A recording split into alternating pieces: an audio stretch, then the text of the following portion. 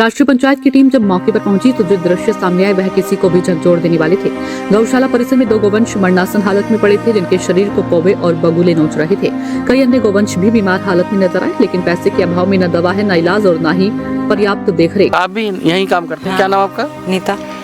मानदेय नहीं आ रहा बता रहे हैं वो भी, आप भी सब लोग, कैसे आप गुजारा कर रहे हैं? कर्ज पर ले लेकर खा रहे हैं एक दूसरे से ही ऐसे ही, और बहुत समस्या। ब्याज पे पैसे लेंगे, ब्याज बढ़ता जाएगा, आप मानदेय आएगा तो उस मानदेय से आप परिवार चलाएंगे या ब्याज का पैसा देंगे उतर कर्ज? अब बताओ क्या करो, बच्चों को तो पेट पालना, रोटी देनी पड़ेगी, बच्चे पालने पड़ेंगे। नमस्कार, आप देख रहे हैं राष्ट्रीय पंचायत। बिजनौर जनपद के विकासखंड कीरतपुर से एक बेहद चिंताजनक और शर्मनाक तस्वीर सामने आई, जहां निराश्रित गौवंश के संरक्षण के लिए बनाई गई गौशाला खुद बहाली की शिकार हो गई है। 5 महीने से फंड नहीं, केयरटेकर बिना मानदेय और गौवंश भी। आप भी यही काम करते हैं? क्या नाम आपका? नीता।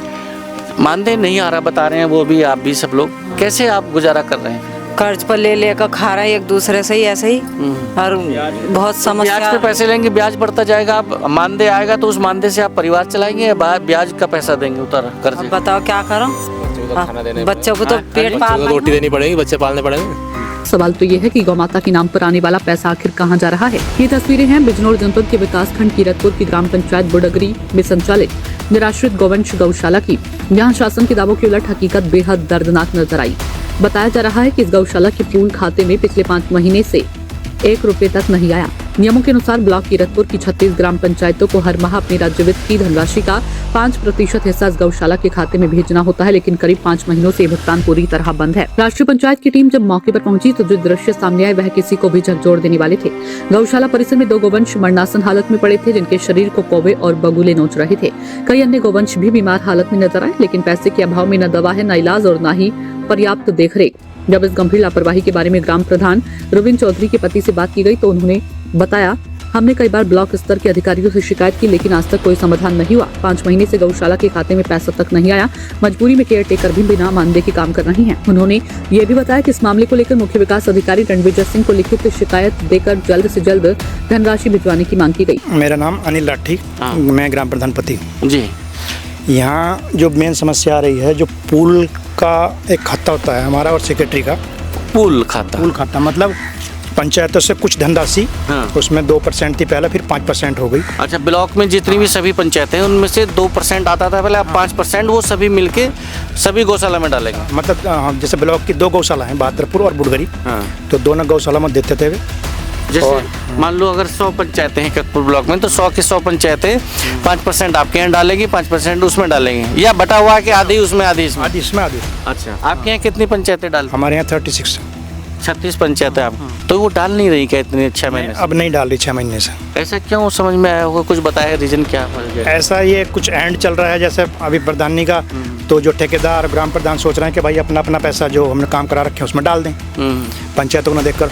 और इसमें एक बड़ी विडम्बना ये है कि हमारी खुद की पंचायत जो बहादुरपुर लगा रखी है, अगर हम इमरजेंसी में मान लिया कि हम एडवांस डाल दें या अपनी पंचायत का डाल दें, तो हम अपने आदमियों को नहीं दे सकते, हमारी पंचायत का। आप अपनी गौशाला में खुद नहीं ले सकते। ये पंचायत में जो बुडगरी ग्राम पंचायत है, बुडगरी बड़ी अच्छी विचित्र बात है, अच्छी नहीं विचित्र बोलेंगे और विडम्बना वाली बात बोलेंगे कि ये जो कीरतपुर ब्लॉक की बुडगरी ग्राम पंचायत है, जिसमें गौशाला की हम बात कर रहे हैं, गौशाला मतलब ये ग्राम पंचायत अपनी जो 5% डालना होता है पूल खाता यानी गौशाला के खाते में, तो वो इनका जो पंचायत है वो बहादुरपुर में लगा दिया है। ये भी अजीब बात है कि शायद अपनी पंचायत गौशाला को थोड़ा रेस्पॉन्स मिल जाए, उनको कुछ फ़ायदा हो जाए, तो वो भी आप नहीं कर पा रहे हैं। वो भी नहीं कर पा रहे। अभी यहाँ सर्दी के हिसाब से जगह कम हो रही थी, ये अस्थायी हमने ये बनाया शेड।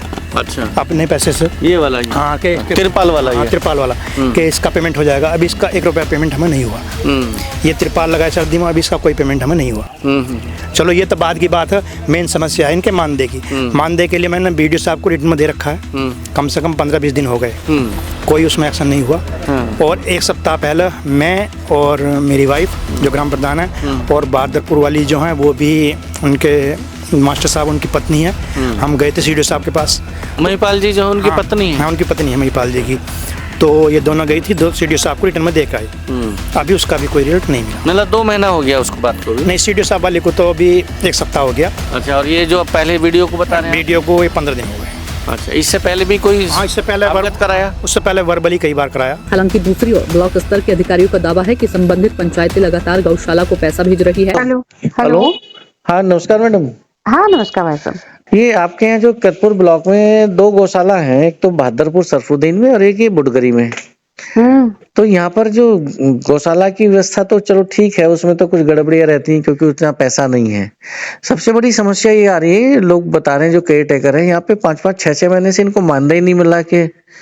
तो हाँ ये मामला मेरे संज्ञान में आ गया था। हाँ। यहाँ जो है असल में ग्राम पंचायतों से थोड़ा पूलिंग फंड दिया जाता है जी। हाँ, तो इनको नई पूलिंग फंड का वो बना दिया है। ग्राम पंचायत इसमें पैसा डालेंगे, जो ग्राम प्रधान और सेक्रेटरी डालते हैं, इनके खाते खुले होते हैं। तो लेकिन ये तो पिछड़ा बहुत हिसाब पहले से, इन्होंने तो मैडम ये तो हाँ। व्यवस्था बहुत पहले से बना हुआ है, 5-6 महीने से पंचायतें पैसा क्यों नहीं डाल रही?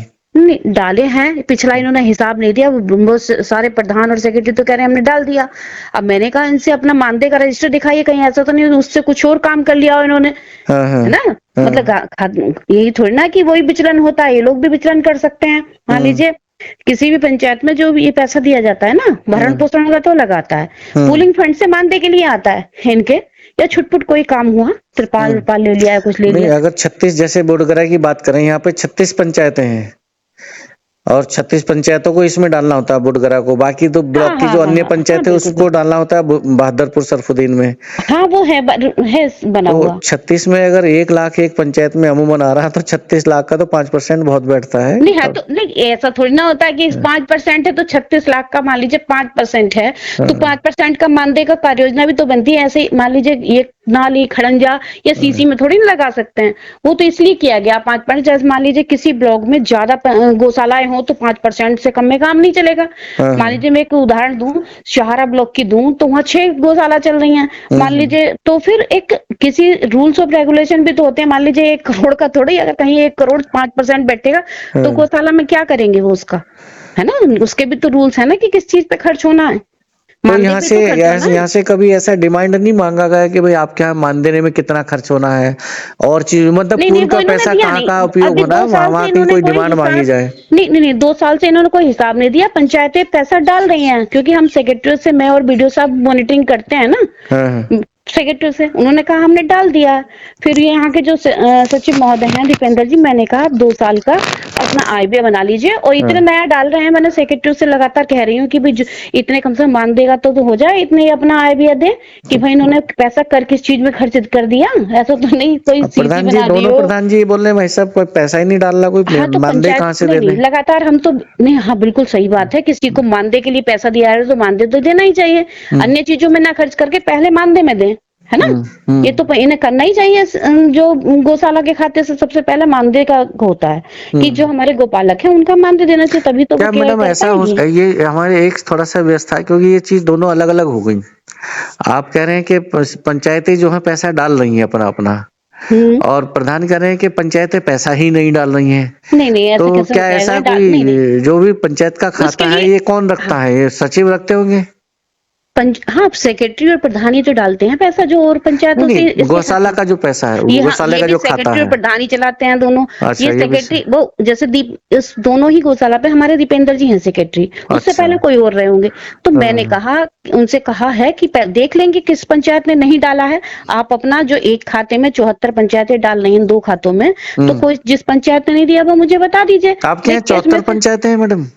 हाँ टोटल 74 पंचायत है। 36 इधर डालती है और बाकी उधर डालती है। हाँ उसी हिसाब से कर रखा है उन्होंने, पहले से ही बना हुआ था ये पूलिंग का। तो जैसे पंचायतें पैसा दे रही हैं तो इन्हें पहले मानदेय पे ही खर्च करना चाहिए। अब ये भी हो सकता है कि इन्होंने किसी और चीज में खर्च कर लिया हो भाई, विचलन तो खाते का ये लोग भी कर सकते हैं ना, क्योंकि वो ऐसा तो है नहीं। ठीक है, ठीक।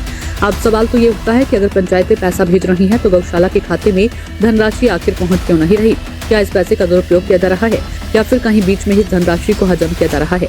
गौमाता की सेवा के नाम पर सरकार हर साल करोड़ों रुपए खर्च करने का दावा तो करती है, लेकिन जमीनी हकीकत तो ये है कि गौशाला में गोवंश तड़प कर दम तोड़ रहे हैं। अब देखना ये होगा कि प्रशासन इस गंभीर मामले में जांच कराता है, दोषियों पर कार्रवाई होती है या फिर ये मामला भी फाइलों में दब कर रह जाता है। कैमरामैन के साथ ब्यूरो रिपोर्ट, राष्ट्रीय पंचायत।